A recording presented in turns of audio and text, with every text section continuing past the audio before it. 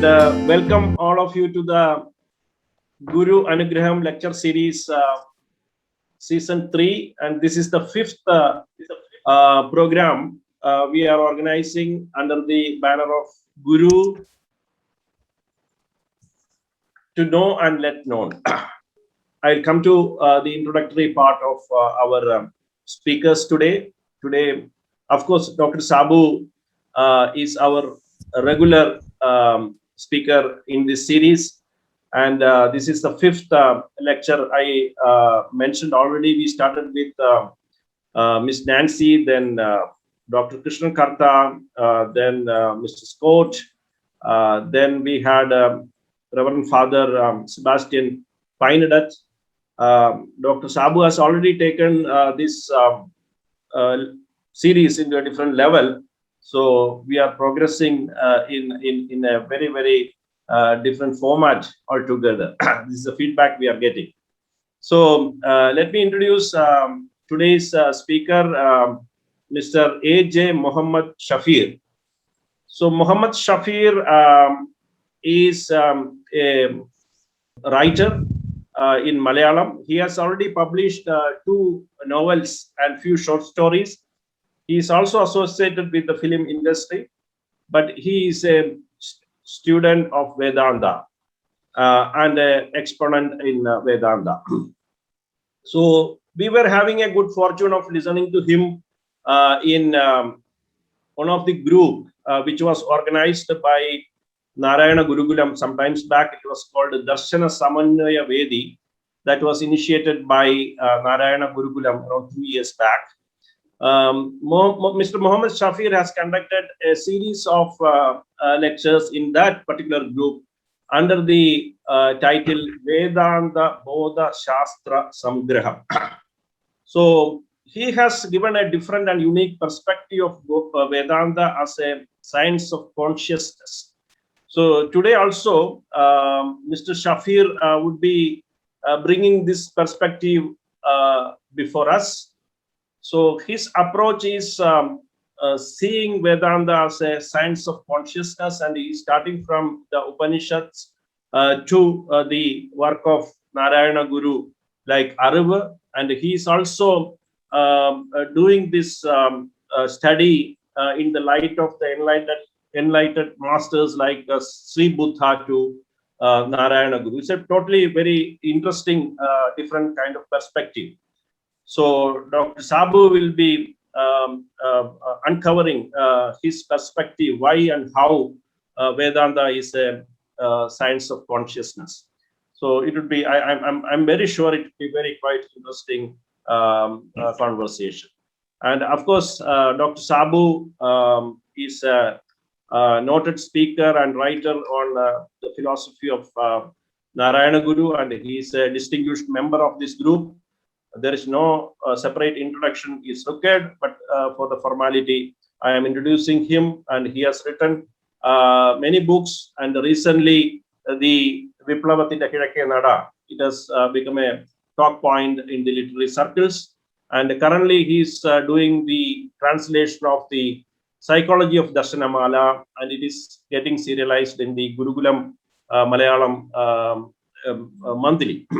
So with these words, I welcome Dr. Sabu and Mr. Muhammad Shafeer to this fifth lecture of this third series. Dr. Sabu, the forum is yours. Thank you. Good evening. Namaste. Let us start this conversation by quoting Aristotle. About 2400 years ago, Aristotle put a question. What is it that distinguishes human beings from the rest of beings, and that which determines the meaning of life? To a certain extent, the meaning of this conversation also will depend on how importance we are giving to these questions. If we feel that these questions are relevant, our conversation also will be meaningful. On the other hand, if we think that these questions are irrelevant, the conversation also may become irrelevant. It does not mean that the purpose of this conversation is to give a direct answer to these questions, but it's not like that. We may have some guidelines which will help us to arrive at the answers of these questions. So, Aristotle's question consists of two parts: that which distinguishes human beings from the rest of beings, and that which gives meaning to human life. So, to distinguish human beings from the rest of beings, there should be something very specific, very peculiar of human beings which animals cannot perform.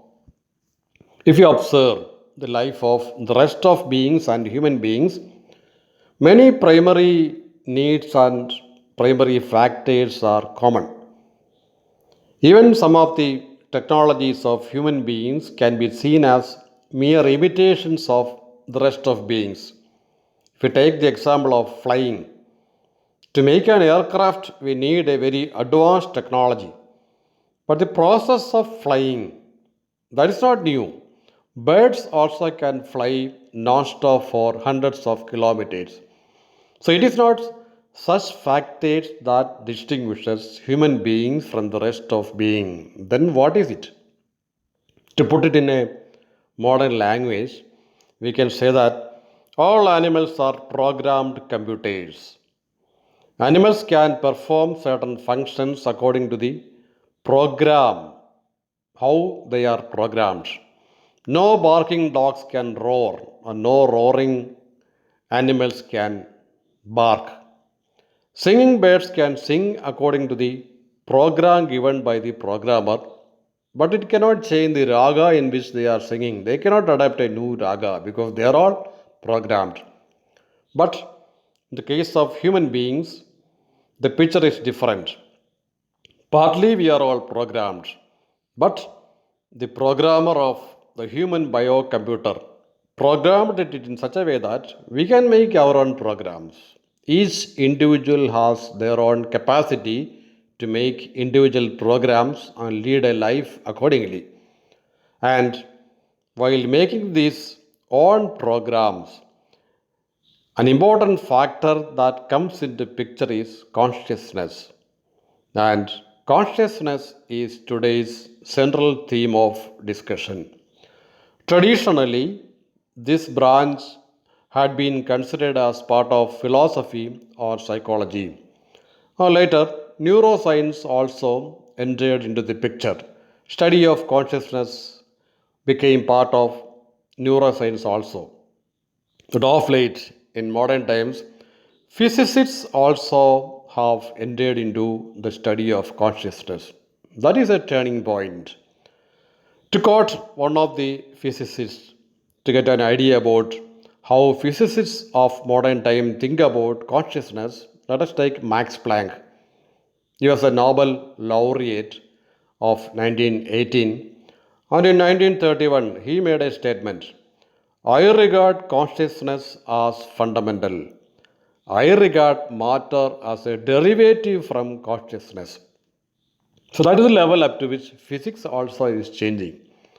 So against these contexts enter into our conversation, we are not discussing the different domains of consciousness, but we will focus on the relationship between Vedanta and consciousness. So we'll begin with the question of why Vedanta can be considered as a study of consciousness, or how it's become a part of consciousness. So over to Shafir to begin with. Thank you. Good evening, everybody, and thank you for letting me in. I'm just going on to answer the question in a short way. I have made a note here. I'll be looking at it, referring to it at times. We can definitely consider Vedanta as Bodha Shastra, the science of consciousness, because the Sanskrit word for consciousness is Bodha, and the root word of Bodha is Budh, which means to know or knowing. Knowing is the basic function of consciousness. And this can be further explicated by a quote from Viveka Chudamani, Sloga 128. It states that in Viveka Chudamani, I quote, "It is the Atman or pure consciousness who knows the beingness or absence of being of the self as I know in the wakeful state, I remember in the dream state, and I did not know in the unconscious state." These three states of consciousness comprise the Jivatma, the ego consciousness, or the I consciousness. These three states of consciousness, along with the pure consciousness, or the Atman, the Turiya, the fourth, which is the foundation of the three consciousness, has been clearly explicated in a very precise and mathematical way in Madukyopanishad. And this gives us a clear notion that Vedanta can definitely be regarded as the science of consciousness. Thank you. So that is the how and why of Vedanta as consciousness. Looking at Vedanta through the perspective of consciousness can be cited as an example of a process known as re-evaluation. This term, re-evaluation, is used in philosophy to denote extracting new meanings from old concepts, giving new interpretations of old texts, and also finding new applications of ancient concepts or ancient wisdom.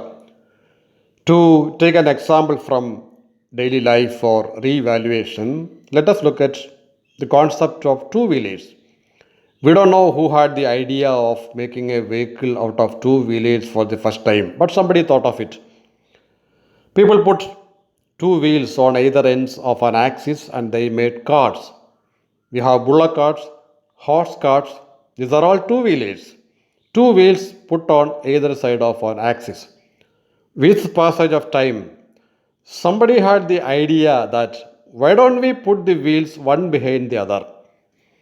Putting one wheel behind the other is also the concept of two-wheelers, but with a new application. With that new application, a new generation of two-wheelers evolved. We have the scooters, motorbikes, all these are two-wheelers, but this group of two-wheelers are different from the ancient type of two-wheelers of bullock carts and horse carts. So this is a process of re-evaluation. In Vedanta also, this re-evaluation is being taking place. If we see the way of presentation of Naryana Guru and his philosophy, we can see that there is a re-evaluation of ancient Vedanta in Guru's teachings. Coming to Nataraja Guru, he incorporated modern science also into that frame and revalued in his own way. And it is his disciple Nitya Chaitanya Yadi who gave a new dimension to Vedanta by looking at through the perspective of psychology or consciousness. Psychology not in the usual sense of studying mind, it is in a very broad sense of Bodha Shastram. So, seeing Vedanta as Bodha Shastram is studying Vedanta as consciousness. So, that is what is presented here. Now, let us look into two texts, one ancient text and one modern text, and see how consciousness is presented in these two texts. We take Madukyopanishad as an example of the ancient text, and we have Naryana Guru's work Arivu. Arivu is a philosophical work of Naryana Guru. So let us see how consciousness is presented in Madukyopanishad and in the modern work Arivu. Over to Shafeer to give an idea about this comparison of presentation of consciousness in these two works. Over to Shafeer. I am about to describe the theory part in Madukyopanishad. I have divided this part of my answering into two parts, the theory and the practical, which methodology that we should adopt so that we shall realize the soul. The first part is the theory part in Madukyopanishad, that in a brief, it is the four modes of cognition or awareness as represented in Madukyopanishad are the wakeful, dream, sleep states of consciousness, and the fourth, the pure consciousness or the Atman. The wakeful state, Jagrat, is conscious of the external world of objects, enjoying the gross objects of the world. And the subconscious state, Swapna, or the dream state, is conscious of the internal world of objects, enjoying the subtle objects of the mental world. And the third is the unconscious, which Mandukya states as the Sushupti state, which is the definition in Mandukya being translated by Swami Chinmayananda reads like this. It is the desireless, dreamless state of deep sleep, wherein all experiences turn unified or undifferentiated, a homogeneous mass of consciousness entire, experiencing nothing but bliss, and is a gateway for the projections of the consciousness into the other two planes of consciousness, the dream and the waking. So this summarizes the way in which our unconscious is projected towards the next step, which is the intellect, then the mind, then the senses, to the outer world. This will be described in detail when we discuss about the Naryana Gurus text Arivu. So the Sushuptasthana or the unconscious is a gateway for the projections of the unconscious into the next two planes of consciousness, the dream and the waking.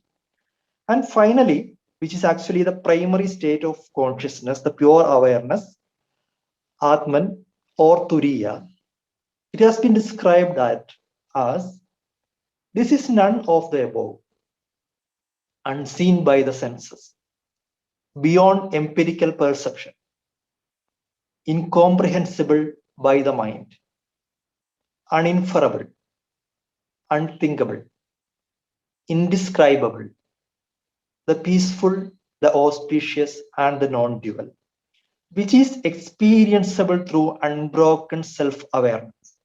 I repeat, which is experienceable through unbroken self-awareness. And this is the fourth. This is the Atman, and this is to be realized. Now, we shall go for the methodology embedded in Madukyopanishad, which is the purpose of every Vedantic text. The purpose of every Vedantic text is to lead us to the realization of the text. So how is it possible? How to realize the self is the question.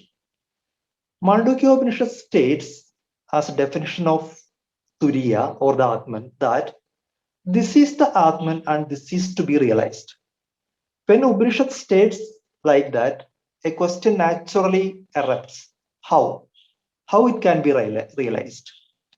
And Mandukya gives a hint. Only a hint is given in Mandukya Upanishad, and that is the word Egatma Pratyasaram, given as the definition of Mandukya, definition of Turiya. The meaning of Egatma Pratyasaram is Atmabodham onnukondu matram anubhavikkanavunnathu. That which can be experienced only through Atmabodha.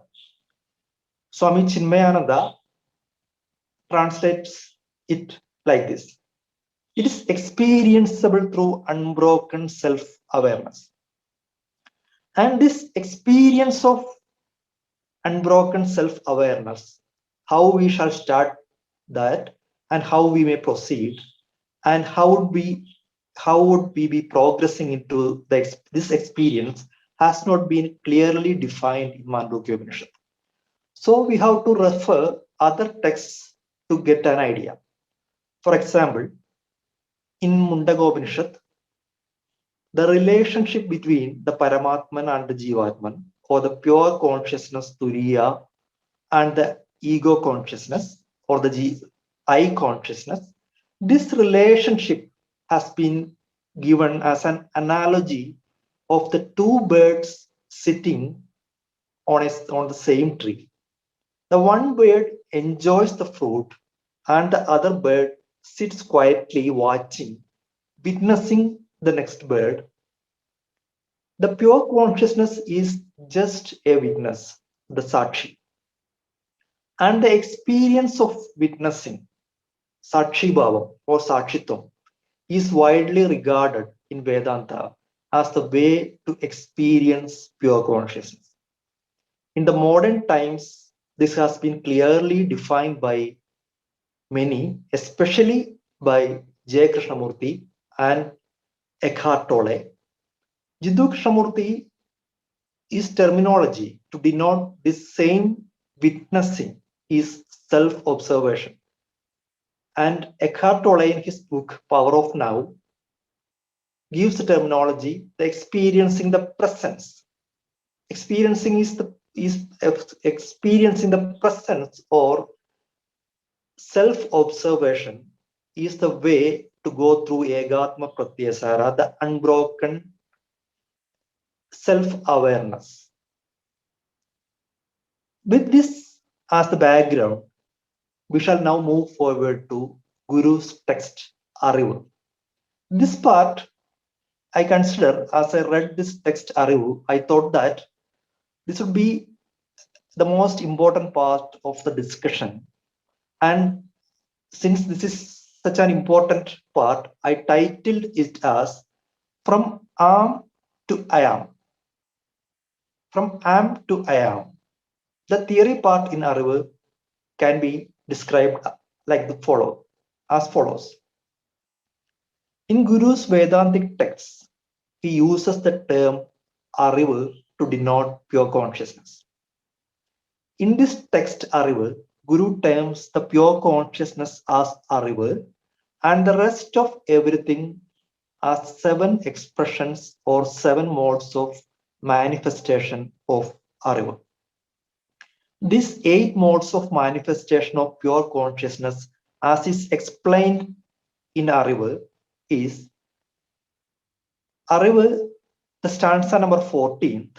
The content meaning in prose is this.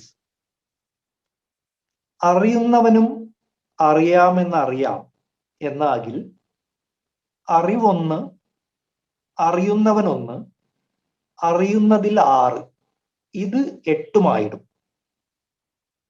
It can be translated to English. If the one who knows also knows that he knows, then knowing is one, the one who knows is one, the knowledge is 6. All these together are 8. The 8 modes of consciousness in Arivu can be separated as 2 modes of the same awareness, 1 mode of knowledge, the intellect, and 5 associates of the intellect. I repeat, 2 modes of the same awareness, 1 mode of knowledge, the intellect, plus 5 associates of the intellect. The 5 associates of the intellect are the 5 senses and the 5 elemental outer world, which Guru together consider as 5. So 2 modes of the same awareness plus 1 mode of the knowledge, the intellect, 2 plus 1, 3, plus 5 elements comprises 8. We shall separately see each of these sections. First is the pure consciousness, the Atman, the Turiya, as described in Madukyopanishad. It is the pure consciousness which knows by itself, the first. The second is the same awareness caught in Ajnana or the unconscious, which is the Jivatma. The experience of Jivatma is the awareness of mere existence, which we can term as amness. From this mere amness, The next big leap of awareness is into the duality Maya. The big leap from am to I am. This big leap is from awareness to knowledge, where the awareness is dual and where the awareness is non-dual and the knowledge is dual. And it takes a lot for the amness to declare that I am. From the awareness of mere existence or amness of Jivatma, there emerges with the intellect the knowledge that I exist. This attribution of knowledge is the discerning function of awareness, which is termed as the intellect. The intellect arrives at the knowledge I am by the interaction of the five senses with the five elemental outer world. That is, the intellect is non-dual. The intellect is non-dual awareness transformed into the duality of knowledge. The intellect discerns something in its relationship with the other. For example, the intellect discerns coldness by associating it with heat.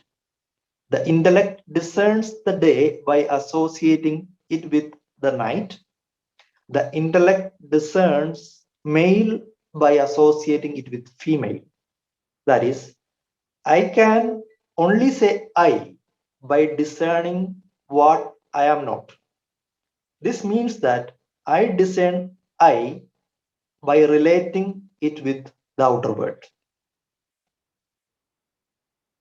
From this, we can conclude that it is the unconscious which turns conscious of the world. It is the unconscious which turns conscious of the unconscious world. That is exactly why this knowledge is termed as Maya in Vedanta. It is the unconscious which turns conscious of the unconscious world. This statement can be further well defined by what we had seen in Madukyopanishad as the explanation for the unconscious Sushupti state. It states that in Sushupti state, it experiences nothing but bliss. That's what we termed earlier as amness, pure amness. And it stands also as the gateway for the projections of the consciousness into the other two planes of consciousness, the dream and waking. The gateway for the projections, that projections start with the intellect, which we consider as the third function of the pure consciousness, Arivu, in the text Arivu. Experiencing nothing but bliss. That amness is what we regarded earlier as the non-dual.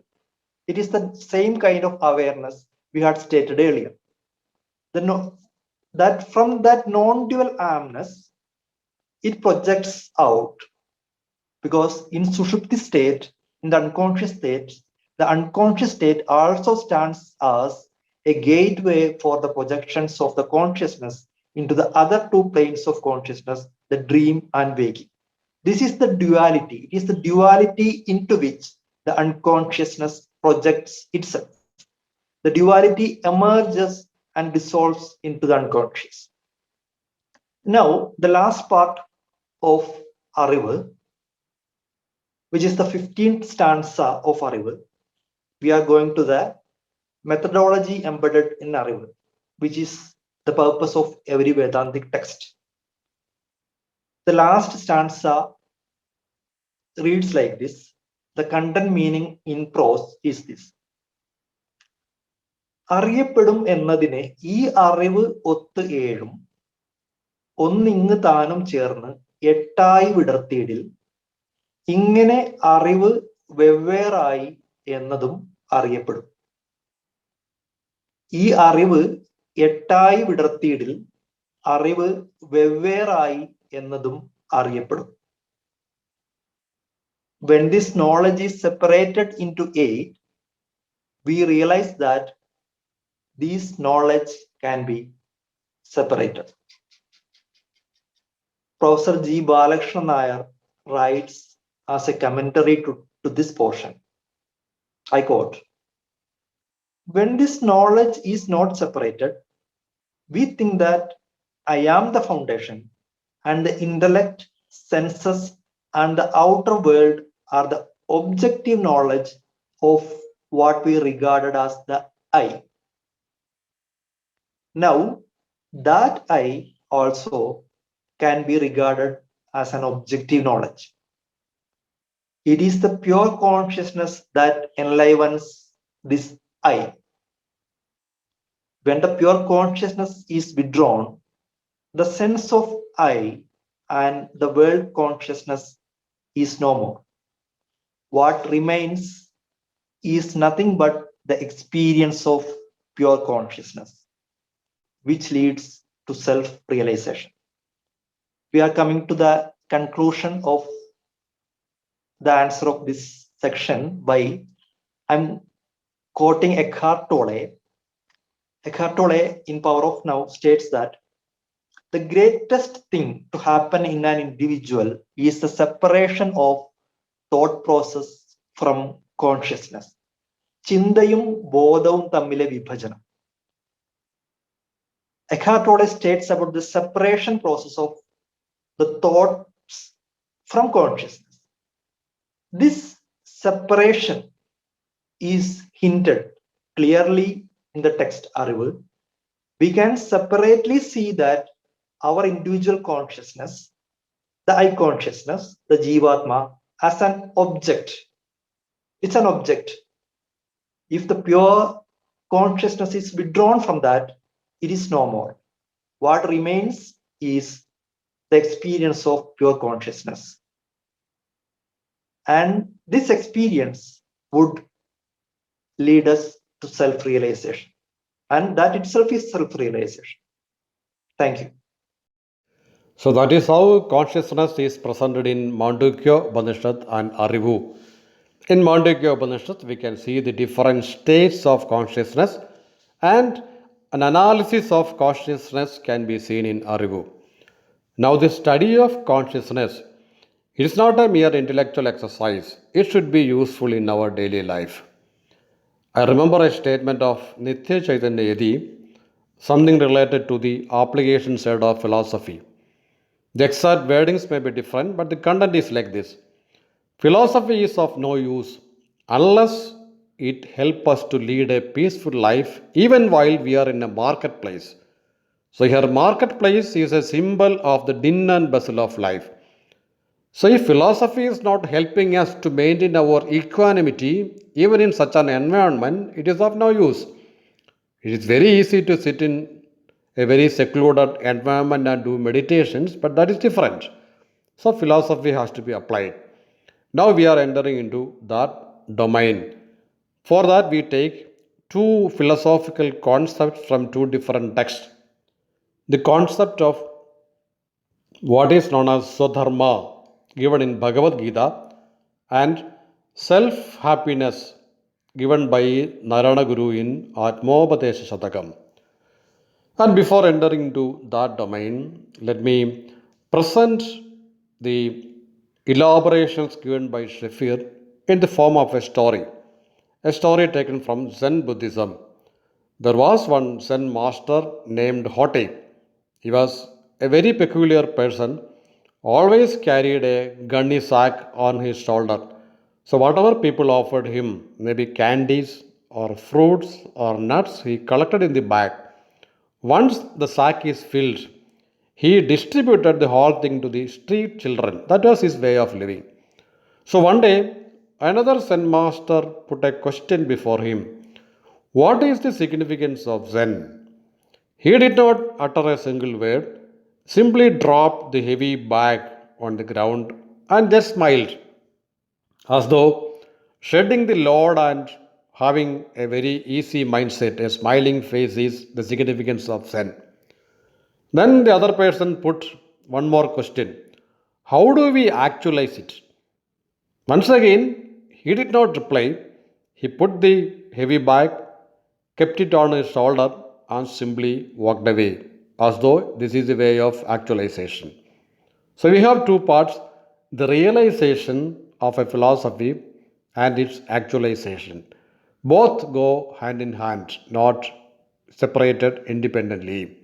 Or, in other words, there is always a movement from the unconditioned consciousness to the conditioned state, and a reverse movement of conditioned state to the unconditioned state. That oscillation always takes place.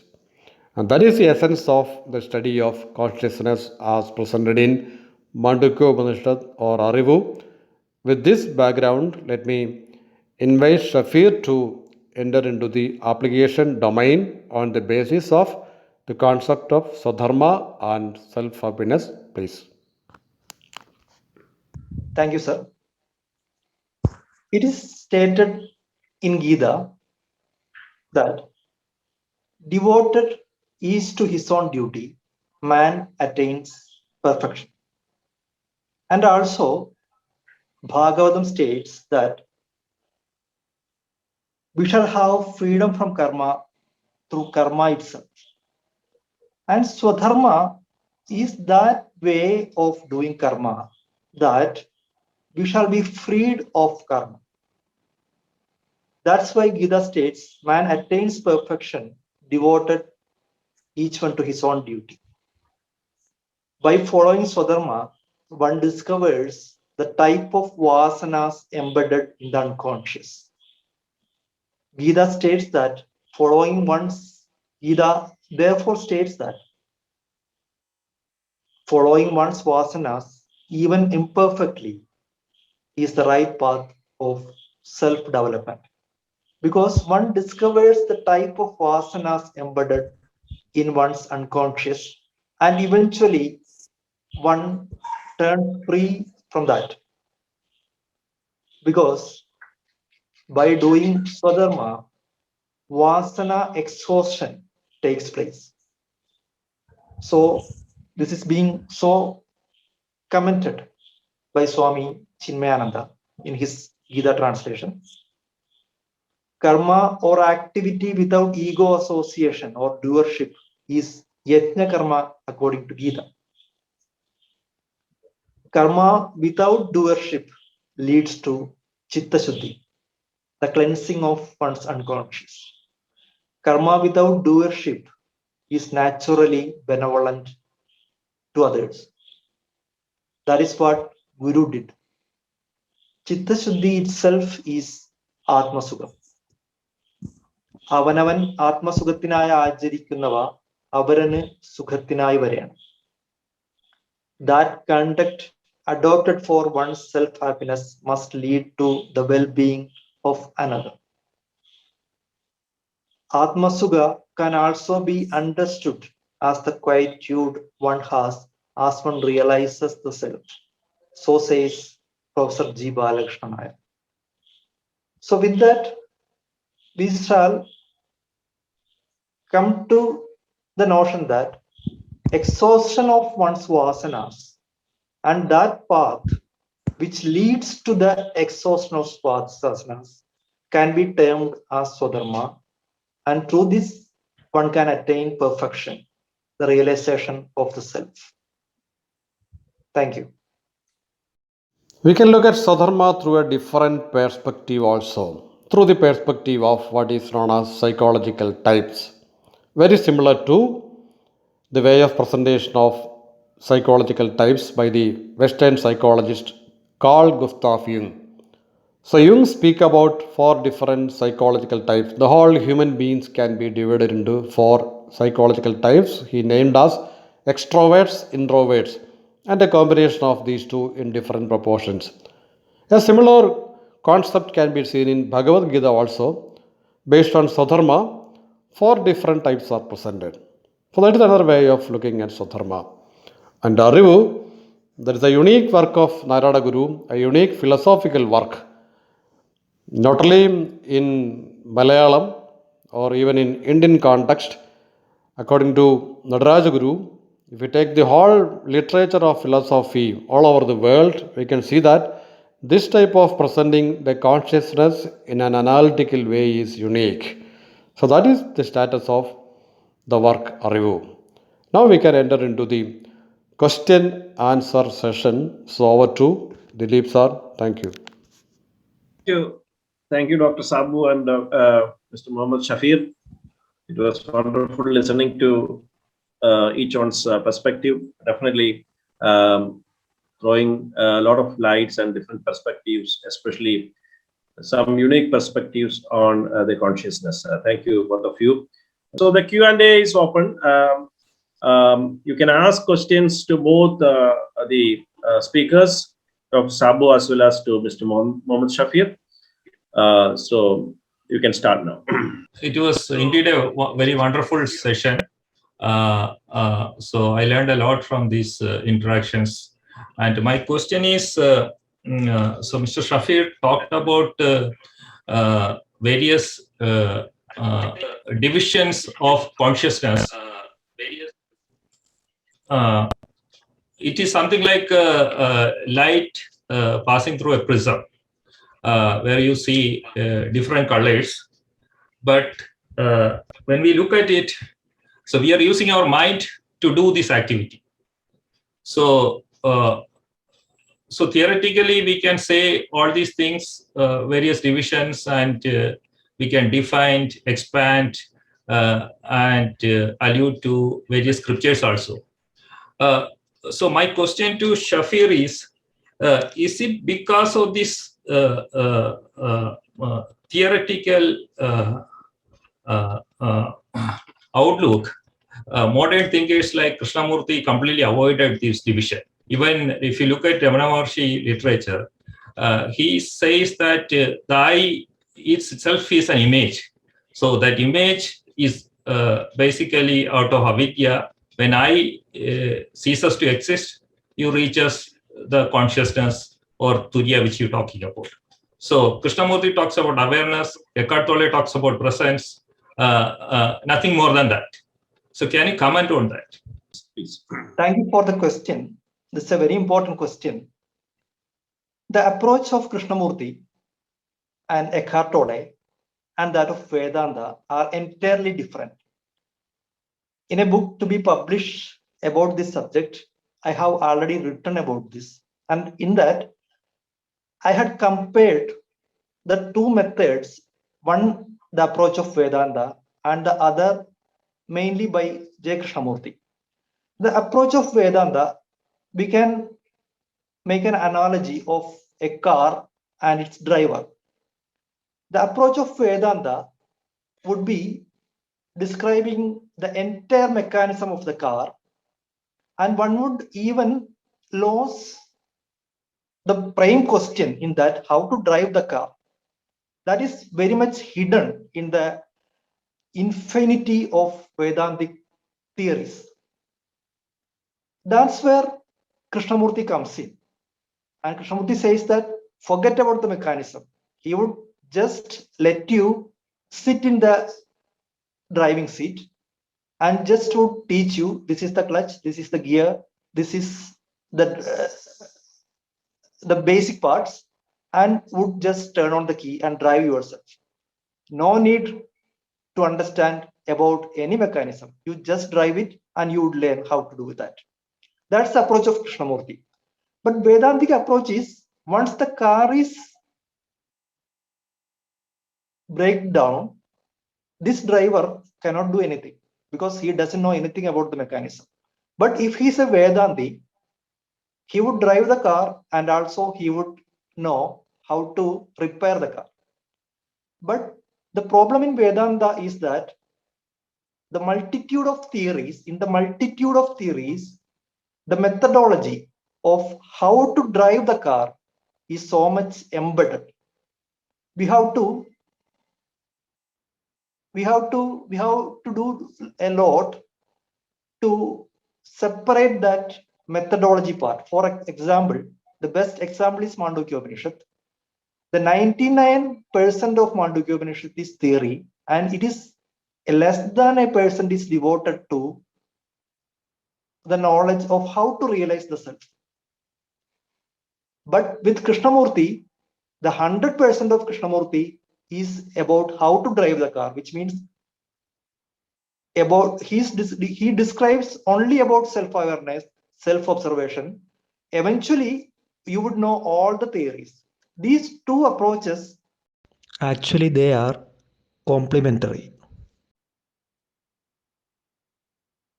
But it is misunderstood as different. They are in unison with each other in their own way. There is no meaning in knowing the theory without knowing how to drive the car. And Krishnamurti just explains the way to drive the car. In short, this is it. Okay, thank you. Shall I add just one sentence, Dileep sir? Just 1 second. Hello. Please. A very important point to be considered while dealing with the analysis of consciousness in Arivu is the concluding remark of Naryana Guru. The work Arivu ends with the remark Vidurthidil. Vidurthidil means only when subjected to analysis. So, only when we are interested in making an analysis of consciousness, the 16 different divisions are relevant. Otherwise, it will remain as a single unit in the unconditioned state. Naryana Guru lived in the age of modern science, and analysis is an accepted methodology of modern science. So, he incorporated that methodology too in his way of presentation. So, that also can be seen as a way of re-evaluation. So, Vidurthidil, that is very important. Thank you. Thank you, Dr. Sabu. We can have more, maybe 1 or 2 more questions. I think I'll just say a few words. Yeah. My dear friends, my personal gratitude to all of you for attending this, our 25th event. This is actually the 5th interactive session of our 3rd season of Guru Anugraham lectures. The series of events in English, we had started a while ago for the national and international audience. As Mr. Dileep introduced, interacting with the scholarly Dr. Sabu are invited iconic personalities who have experienced Sri Narayana Guru in a very special manner, in close association with the Guru's lineage or otherwise, giving us truly out of the ordinary perception of the spirituality and the universality of the Guru once every month. Today's guest, Sri Muhammad Sharif, when he was introduced earlier, when we decided upon him, Vedanta Bodha Shastras Sangraham, I listened to his lectures and I was really blown away. How can he explain all these difficult concepts, and how can he put juxtapose Jiddu Krishnamurti, Eckhart Tolle, Sri Narayana Guru, the Upanishads, Gita? I really could not understand before I dived into his lectures. On the basis of almost all the works of our ancient wisdom, and along with the practical wisdom of Jiddu Krishnamurti and Narayana Guru's Arivu, he provides such clarity as today. The perspective of Dr. Sabu as well as the perspective given by him, it really gave us a comprehensive idea of knowledge, intellect, amness to I am.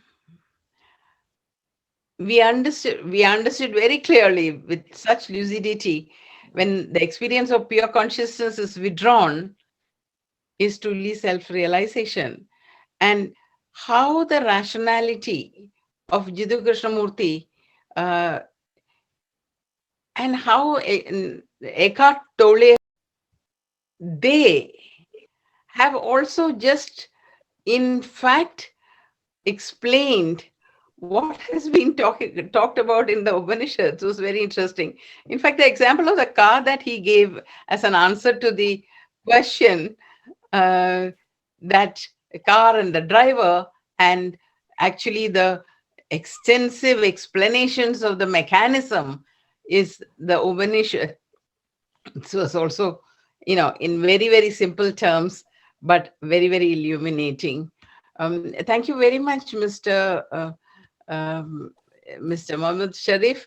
The way you have put it all together was somehow different. It really brought in a lot of freshness into the understanding of consciousness, and how it is all related, and how it is all the same in the languaging is the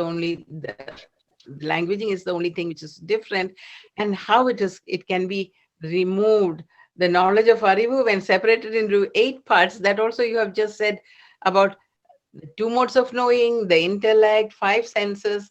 It was all really, in such a short time, you've been able to present quite a lot of perspectives of the concept. Over to Mr. Muhammad Sharif for his last word, please. Thank you. Thank you. Thank you for everyone for being here and for your kindness to allow me here. That's all. Thank you. Thank you, Mr. Shafeer, as well as Dr. Sabu. Yes, over to Mr. Ravindran now, Venu Ravindran. Yeah. So I'd like, on behalf of Guru Anugraham, first and foremost, I would like to thank Mr. Muhammad Shafeer for being part of this evening with us. And we would like to especially thank Mr. Dileep, Dr. Sabu, Professor Pradeep, and Mr. Anup for making this evening available for all of us. And definitely the founder or the person behind all this is Dr. Jija Madam. So thank you very much for this. And I don't see there can be any more such simple word of putting the content across. So it was really, I know there was a time constraint, but definitely as each one of us, we had that clarity on it, as everyone said. So with this, we'd like to end this evening session of the evening. So thank you very much.